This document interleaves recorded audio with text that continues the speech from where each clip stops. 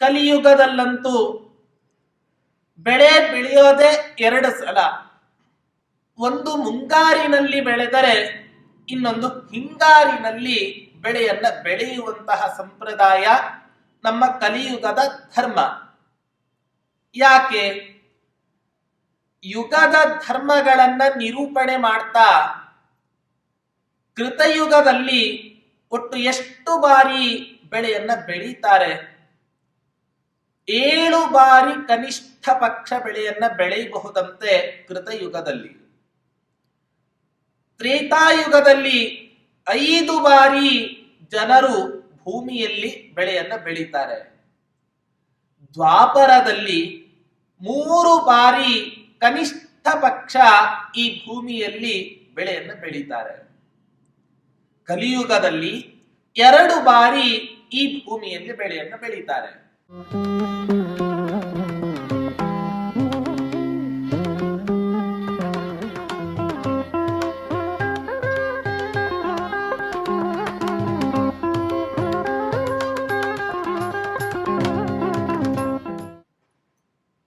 ಪೂಜ್ಯಾಯ ರಾಘವೇಂದ್ರಾಯ ಸತ್ಯ ಧರ್ಮರತಾಯ ಚ ಭಜತಾಂ ಕಲ್ಪವೃಕ್ಷಾಯ ನಮತಾಂ ಕಾಮಧೇನವೇ ದುರ್ವಾದಿಧ್ವಾಂತರವಯೇ ವೈಷ್ಣವೇಂದೀ ವರೇಂದವೇ ಶ್ರೀ ರಾಘವೇಂದ್ರ ಗುರವೇ ನಮೋ ಅತ್ಯಂತ ದಯಾಲವೇ. ಶ್ರೀ ಗುರುಭ್ಯೋ ನಮಃ. ಹರಿ ಓಂ. ಕಳೆದ ಅನೇಕ ಶ್ಲೋಕಗಳಿಂದ ರಾಯರು ರಾಮ ಸೇತುವೆಯ ದರ್ಶನವನ್ನ ಮಾಡಲಿಕ್ಕೆ ಬಂದಿದ್ದಾರೆ. ಆ ಸೇತುವೆಯ ದರ್ಶನ ಮಾಡಬೇಕಾದರೆ ಸಮುದ್ರ ರಾಜ ಯಾವ ರೀತಿ ಪ್ರತಿಕ್ರಿಯೆಯನ್ನ ಕೊಟ್ಟ ಅನ್ನೋದನ್ನ ಅತ್ಯಂತ ಸೊಗಸಾಗಿ ನಿರೂಪಣೆಯನ್ನ ಮಾಡಿ ತೋರಿಸಿದರು. ಹೀಗೆ ಮುಂದೆ ವರ್ಣನೆಯನ್ನ ಮಾಡ್ತಾ ಸಮುದ್ರ ಯಾವ ರೀತಿ ತೋರ್ತಾ ಇದೆ ಅಂತ ಹೇಳಿದ್ರೆ, ಒಂದು ದೊಡ್ಡ ಕೃಷಿ ಕ್ಷೇತ್ರದಂತೆ ಆ ಸಮುದ್ರ ತೋರ್ತಾ ಇದೆ ಅಂತ ಕವಿಗಳು ವರ್ಣನೆಯನ್ನ ಮಾಡ್ತಾ ಇದ್ದಾರೆ.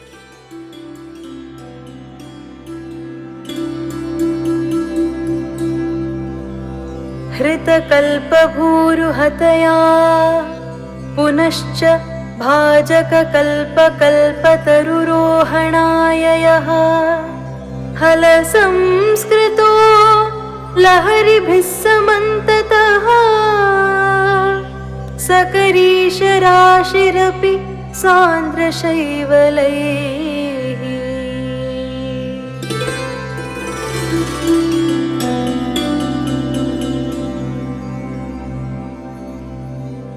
ಈ ರೈತ ತನ್ನ ಗದ್ದೆಯಲ್ಲಿ ಬೆಳೆಯನ್ನ ಬೆಳೀತಾನೆ. ಇನ್ನೇನು ಆ ಬೆಳೆಯನ್ನ ಕಟಾವು ಮಾಡಬೇಕು ಅನ್ನುವಷ್ಟರ ಹೊತ್ತಿಗೆ ತುಂಬಾ ಜೋರಾಗಿ ಮಳೆ ಬಂದು ಬೆಳೆದ ಸಂಪೂರ್ಣ ಬೆಳೆ ನಾಶವಾಗಿ ಹೋಗ್ಬಿಡುತ್ತೆ. ಕಲಿಯುಗದಲ್ಲಂತೂ ಬೆಳೆ ಬೆಳೆಯೋದೇ ಎರಡು ಸಲ. ಒಂದು ಮುಂಗಾರಿನಲ್ಲಿ ಬೆಳೆದರೆ ಇನ್ನೊಂದು ಹಿಂಗಾರಿನಲ್ಲಿ ಬೆಳೆಯನ್ನ ಬೆಳೆಯುವಂತಹ ಸಂಪ್ರದಾಯ ನಮ್ಮ ಕಲಿಯುಗದ ಧರ್ಮ. ಯಾಕೆ? ಯುಗದ ಧರ್ಮಗಳನ್ನ ನಿರೂಪಣೆ ಮಾಡ್ತಾ ಕೃತಯುಗದಲ್ಲಿ ಒಟ್ಟು ಎಷ್ಟು ಬಾರಿ ಬೆಳೆಯನ್ನ ಬೆಳೀತಾರೆ? 7 ಬಾರಿ ಕನಿಷ್ಠ ಪಕ್ಷ ಬೆಳೆಯನ್ನ ಬೆಳೆಯಬಹುದಂತೆ ಕೃತಯುಗದಲ್ಲಿ. ತ್ರೇತಾಯುಗದಲ್ಲಿ 5 ಬಾರಿ ಜನರು ಭೂಮಿಯಲ್ಲಿ ಬೆಳೆಯನ್ನ ಬೆಳೀತಾರೆ. ದ್ವಾಪರದಲ್ಲಿ 3 ಬಾರಿ ಕನಿಷ್ಠ ಪಕ್ಷ ಈ ಭೂಮಿಯಲ್ಲಿ ಬೆಳೆಯನ್ನ ಬೆಳೀತಾರೆ. ಕಲಿಯುಗದಲ್ಲಿ 2 ಬಾರಿ ಈ ಭೂಮಿಯಲ್ಲಿ ಬೆಳೆಯನ್ನ ಬೆಳೀತಾರೆ. ಆದ್ರೆ ಇಷ್ಟೇ ವ್ಯತ್ಯಾಸ, 3 ಯುಗಗಳಲ್ಲಿಯೂ ಕೂಡ 7, 5, 3 ಇದು ಕನ್ಫರ್ಮ್ ಆಗಿ ನಿಖರವಾಗಿ ಬೆಳೆಯನ್ನ ಬೆಳಿಬಹುದು. ಆದ್ರೆ ಕಲಿಯುಗದಲ್ಲಿ ಮಳೆ ಬಂದರೆ ಬಂದೀತು, ಇಲ್ಲದಿದ್ದರೆ ಇಲ್ಲ. ಯಾಕೆ? ಕಲಿಯುಗದಲ್ಲಿ ಬೆಳೆ 2 ಬಾರಿ ಬೆಳಿಬೇಕು ಅಂದ್ರೆ 2 ಬಾರಿ ಮಳೆ ಬಂದಿದ್ದರೆ ಮಾತ್ರ. ಆದ್ರೆ ಕಲಿಯುಗದಲ್ಲಿ ಮಳೆಯೇ ಸರಿಯಾಗಿ ಬರೋದಿಲ್ಲ. ಭಾಗವತದ 12ಶ ಸ್ಕಂಧದಲ್ಲಿ ವ್ಯಾಸರು ನಿರೂಪಣೆಯನ್ನ ಮಾಡ್ತಾರೆ. ಕಲಿಯುಗದ ಕೊನೆಯ ಘಟ್ಟದಲ್ಲಿ ಈ ಭೂಲೋಕದಲ್ಲಿ ಮಳೆ ಎಷ್ಟು ಅದ್ಭುತವಾಗಿ ಬರುತ್ತೆ ಹೇಳ್ತಾರೆ.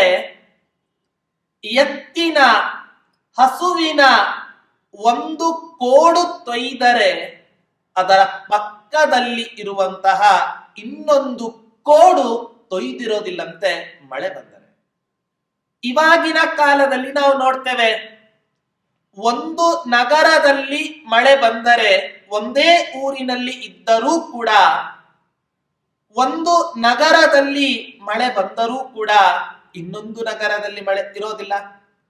ಹೇಗೋ ಹಾಗೆ ಕಲಿಯುಗದ ಕೊನೆಯ ಘಟ್ಟದಲ್ಲಿ ಹಸುವಿನ ಒಂದು ಕೋಡು ಮಳೆ ನೀರಿನಿಂದ ತೊಯ್ದರೂ ಕೂಡ ಅದರ ಪಕ್ಕದಲ್ಲಿ ಇರತಕ್ಕಂತಹ ಇನ್ನೊಂದು ಕೋಡು ಮಳೆ ಬರದೆ ಅದು ತೊಯ್ಯೋದಿಲ್ಲ. ಅಷ್ಟು ಕಮ್ಮಿ ಆಗಿ ಹೋಗುತ್ತೆ ಕಲಿಯುಗದ ಕೊನೆಯ ಕಾಲದಲ್ಲಿ ಮಳೆ ಅನ್ನೋದು. ಹೀಗಾಗಿ ಈ ಕಲಿಯುಗದಲ್ಲಿ ಬೆಳೆ ಮಳೆ 2 ಬಂದರೆ ಬಂದೀತು, ಇಲ್ಲದಿದ್ದರೆ ಸಾಧ್ಯ ಇಲ್ಲ ಅಂತ ಈ ರೀತಿಯಾಗಿ ಆ ಯುಗದ ಧರ್ಮಗಳನ್ನ ನಿರೂಪಣೆ ಮಾಡತಕ್ಕಂತ ಸಂದರ್ಭದಲ್ಲಿ ನಾವು ಇವತ್ತಿನ ದಿನ ಕಾಣಬಹುದಾಗಿದೆ. ಆದರೆ ಅದೃಷ್ಟಕ್ಕೆ ಮಳೆ ತುಂಬಾ ಚೆನ್ನಾಗಿ ಬಂದಿದೆ. ಆದರೆ ಜೋರಾಗಿ ಮಳೆ ಬಂದು ಚಂಡಮಾರುತವೋ ಇನ್ಯಾವುದೋ ಪ್ರಾಕೃತಿಕ ವಿಕೋಪದಿಂದ ಬೆಳೆದ ಆ ಬೆಳೆ ಸಂಪೂರ್ಣ ನಾಶವಾಗಿ ಹೋಗುತ್ತೆ. ಪುನಃ ನಾಶವಾಗಿ ಹೋದ ತನ್ನ ಬೆಳೆಯನ್ನ ಬೆಳೆಯೋದಕ್ಕೋಸ್ಕರ ಪಾಪ ರೈತ, ಅನ್ನದಾತ, ಇಡೀ ಜಗತ್ತಿಗೆ ಅನ್ನವನ್ನ ನೀಡ್ತಕ್ಕಂತಹ ಮಹಾನುಭಾವ ರೈತ. ಒಬ್ಬ ಸುಭಾಷಿತಕಾರ ಹೇಳ್ತಾನೆ, ಕೃಷಿ ಹಾನೌ ಸರ್ವಹಾನಿಹಿ. ಪ್ರಪಂಚದಲ್ಲಿ ಅತ್ಯಂತ ಉತ್ತಮವಾಗಿರತಕ್ಕಂತಹ ಕೆಲಸ ಅಂತ ಹೇಳಿದರೆ ಅದು ವ್ಯವಸಾಯ ಅಂತ ಹೇಳ್ತಾರೆ. ಕೃಷಿ ಯಾಕೆ? ಇಡೀ ಪ್ರಪಂಚಕ್ಕೆ ಅನ್ನ ನೀಡೋದ್ ಯಾವಾಗ ಅಂದರೆ ರೈತ ಗದ್ದೆಯಲ್ಲಿ ಕೃಷಿಯನ್ನ ಮಾಡಿದಾಗ ಮಾತ್ರ. ಹಾಗಾದ್ರೆ ಕೃಷಿಯನ್ನೇ ಮಾಡದಿದ್ದರೆ ಇವತ್ತಿನ ದಿನ ರೈತ ಬೆಳೆಯನ್ನು ಬೆಳೀಲಿಕ್ಕೆ ಸಾಧ್ಯ ಉಂಟೆ? ಬೆಳೆಯೇ ಬೆಳೆಯದಿದ್ದರೆ ಇವತ್ತಿನ ದಿನ ನಾವು ಅನ್ನವನ್ನ ತಿನ್ನಲಿಕ್ಕೆ ಸಾಧ್ಯ ಉಂಟೆ?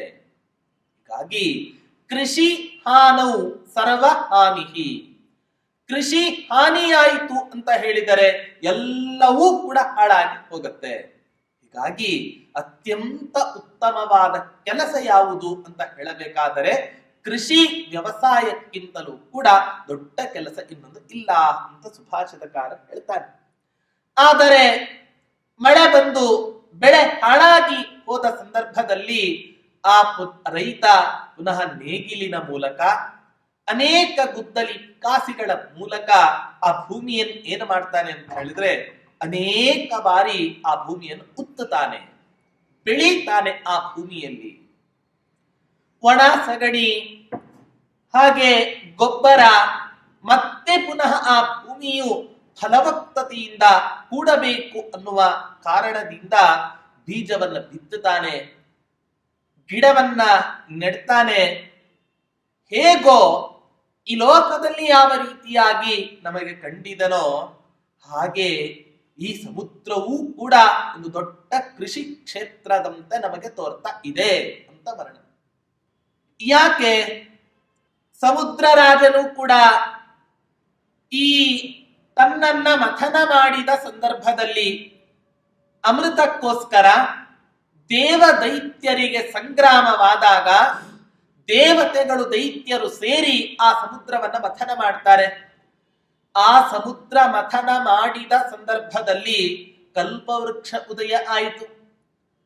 ಯಾವ ಉದಯವಾಗಿದ್ದ ಆ ಕಲ್ಪವೃಕ್ಷ ಇದೆ, ಆ ಕಲ್ಪವೃಕ್ಷವನ್ನ ದೇವತೆಗಳು ಕಿತ್ತಿಕೊಂಡು ಹೋದರು.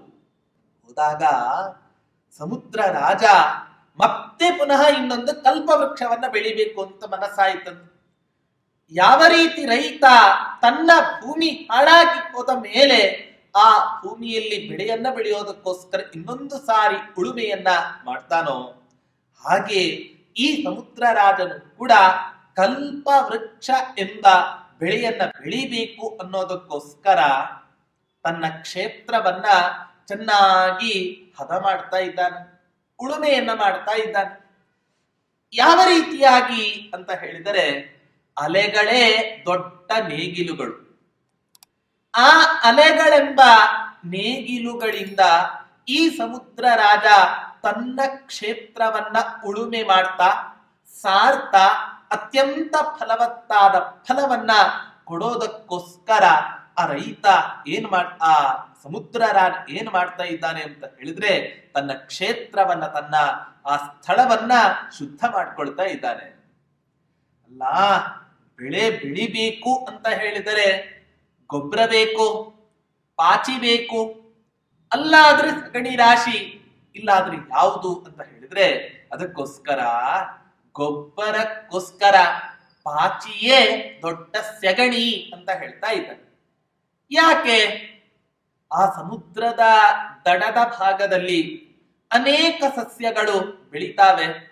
ಬೆಳೆದಂತಹ ಆ ಸಸ್ಯಗಳು ಅದರ ಕೆಳಭಾಗದಲ್ಲಿ ಅನೇಕ ತರಹದ ಪಾಚಿ ಇದೆ. ಆ ಪಾಚಿಯೇ ತನ್ನ ಕ್ಷೇತ್ರದಲ್ಲಿ ಬೆಳೆಯುವಂತಹ ಬೆಳೆಗೆ ಒಂದು ಗೊಬ್ಬರ ಇದ್ದಂತೆ.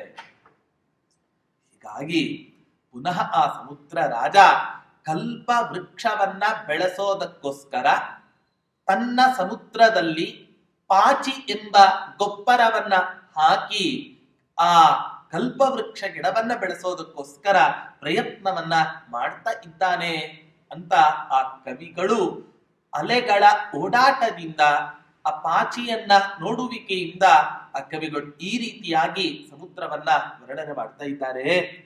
ಹೀಗೆ ವರ್ಣನೆಯನ್ನ ಮಾಡ್ತಾ ಮುಂದಿನ ಶ್ಲೋಕದಲ್ಲಿ ಆ ಹವಳದ ಪ್ರಕಾಶ, ಹಾಗೆ ಸಮುದ್ರದಲ್ಲಿ ಅನೇಕ ತರಹದ ಸುಳಿಗಳು ಸಿಗ್ತವೆ. ಆ ಎಲ್ಲ ತರಹದ ಸುಳಿಗಳನ್ನ ವರ್ಣನೆ ಮಾಡ್ತಾ ಇದ್ದಾರೆ ಕವಿಗಳು.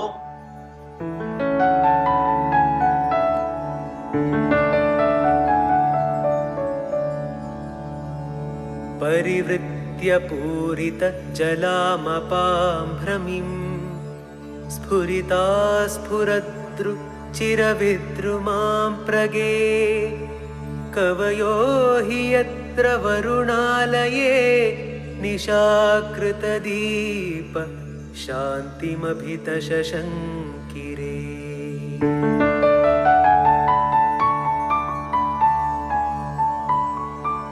ನದಿಗಳಲ್ಲಿ, ದೊಡ್ಡ ದೊಡ್ಡ ಗಾತ್ರದ ನದಿಗಳಲ್ಲಿ ಸಣ್ಣ ಸಣ್ಣ ಸುಳಿಗಳು, ದೊಡ್ಡ ದೊಡ್ಡ ಸುಳಿಗಳು ಇರ್ತಾವೆ.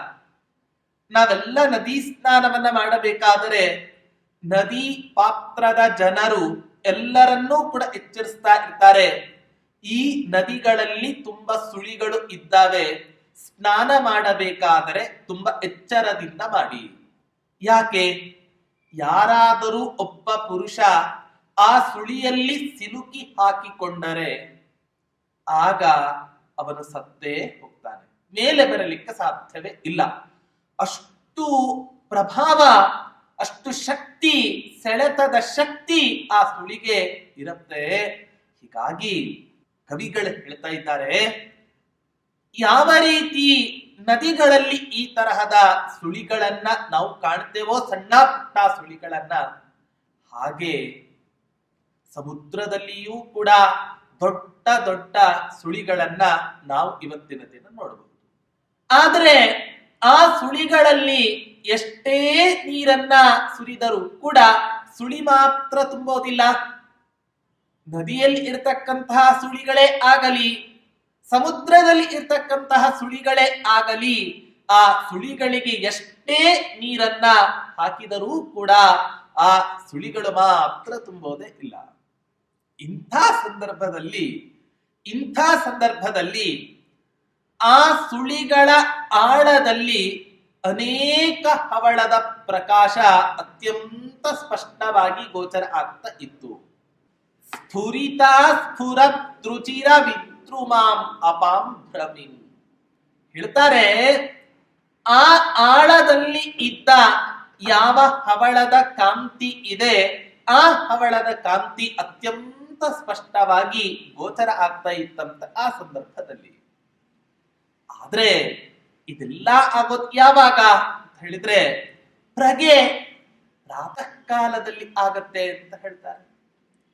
ಪ್ರಾತಃ ಕಾಲದಲ್ಲಿ ಆಗ್ತಾ ಇರೋದ್ರಿಂದ ಕವಿಗಳೇ ಹೇಳ್ತಾ ಇದ್ದಾರೆ, ಸಮುದ್ರದ ಕೆಳಗೆ ವರುಣ ದೇವರ ಅರಮನೆ ಇದೆ. ನೋಡಿ, ಇವತ್ತಿನ ದಿನ ಇಡೀ ಪ್ರಪಂಚದಲ್ಲಿ ಇರತಕ್ಕಂತಹ ಯಾವ ನೀರು ಇದೆ, ಆ ನೀರಿಗೆ ಅಭಿಮಾನಿ ದೇವತೆ ವರುಣ, ಹೊರತು ಮಳೆಯನ್ನ ಸುರಿಸ್ತಕ್ಕಂಥವನು ವರುಣ ಅಲ್ಲ. ಯಾಕೆ? ಮಳೆಯನ್ನ ಸುರಿಸ್ತಕ್ಕಂತಹ ಮಹಾನುಭಾವ ದೇವೇಂದ್ರ. ಶಾಸ್ತ್ರ ಹೇಳುತ್ತೆ, ಯಾವತ್ತೂ ಕೂಡ ಅಸದುಪಾಸನೆಯನ್ನ ಮಾಡಬಾರದು. ಯಾರು ಮಳೆಯನ್ನ ಸುರಿಸೋದಿಲ್ಲವೋ ಅವನು ಮಳೆಯ ಜನಕ ಅಂತ ಹೇಳಿ ಅವನ ಜಪ ಮಾಡಿದರೆ ಅದು ಪ್ರಯೋಜನ ಇಲ್ಲ. ಮಳೆಯನ್ನ ಸುರಿಸ್ತಕ್ಕಂತಹ ಮಹಾನುಭಾವ ಯಾರು ಅಂದ್ರೆ ಸ್ವರ್ಗಲೋಕಾಧಿಪತಿಯಾದಂತಹ ದೇವೇಂದ್ರ. ಅದಕ್ಕೋಸ್ಕರವೇ ಭಗವಂತ ಕೃಷ್ಣನಾಗಿ ಅವತಾರ ಮಾಡಿದ ಸಂದರ್ಭದಲ್ಲಿ ನಾವೆಲ್ಲ ನೋಡ್ತೇವೆ, ಗೋವರ್ಧನೋದ್ಧರಣ ಆಗಿದ್ದು ಈ ಕಾರಣಕ್ಕೋಸ್ಕರವೇ. ಹೀಗಾಗಿ ಮಳೆಯನ್ನು ಸುರಿಸ್ತಕ್ಕಂಥವನು ದೇವೇಂದ್ರ ಹೊರತು ವರುಣನಲ್ಲ. ಅಂತಹ ಸಮುದ್ರದ ಕೆಳಗೆ ವರುಣನ ಒಂದು ಮನೆ ಇದೆ. ಅವನ ಮನೆಯಲ್ಲಿ ದೀಪಗಳನ್ನ ಹೊತ್ತಿಸಿ ಇಟ್ಟಿದ್ದಾರಂತೆ. ಹೊತ್ತಿಸಿ ಇಟ್ಟಾಗ ಎಣ್ಣೆ ಕಡಿಮೆ ಆಯ್ತು ಅಂತ ಹೇಳಿದ್ರೆ ಆ ಬತ್ತಿ ಉರಿತಾ ಉರಿತಾ ದೊಡ್ಡದಾಗಿ ಉರಿದು ಶಾಂತವಾಗಿ ಹೋಗ್ಬಿಡತ್ತೆ. ಹೇಗೋ ನಿಶಾಕೃತ ದೀಪ ಶಾಂತಿಂ ಶಶಂಕಿರೆ, ರಾತ್ರಿಯಲ್ಲಿ ಆ ದೀಪದ ಪ್ರಕಾಶ ಸಂಪೂರ್ಣವಾಗಿ ಆರಿ ಹೋಗಲಿಕ್ಕೆ ಇದೆಯೋ ಏನೋ ಅನ್ನುವಷ್ಟರ ಮಟ್ಟಿಗೆ ಅದು ನಮಗೆ ತೋರ್ತಾ ಇದೆ ಅಂತ ಕವಿಗಳು ಹೀಗೆ ಸಂದೇಹವನ್ನ ಪಡ್ತಾ ಇದ್ದಾರೆ.